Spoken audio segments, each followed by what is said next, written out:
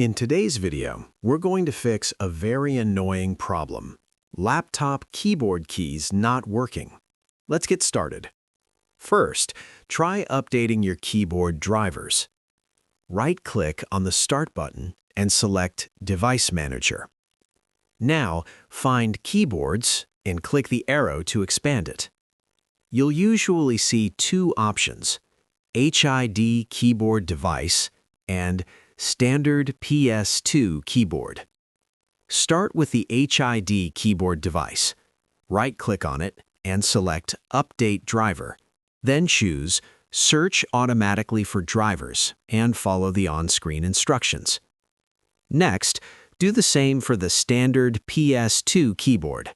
Right-click, select Update Driver, and again choose Search automatically for drivers. Once both drivers are updated, restart your computer and check if your keyboard is working.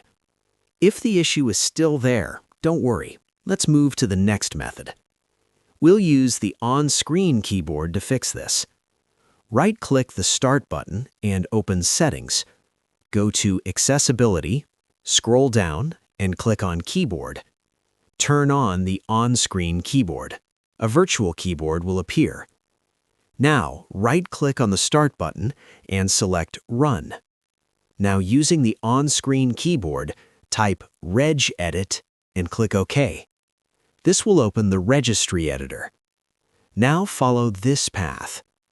Expand HKey_local machine. Click System, then Current Control Set, then Services. Scroll down and find i8042PRT, then click on it. On the right side, find Start, right-click on it and select Modify.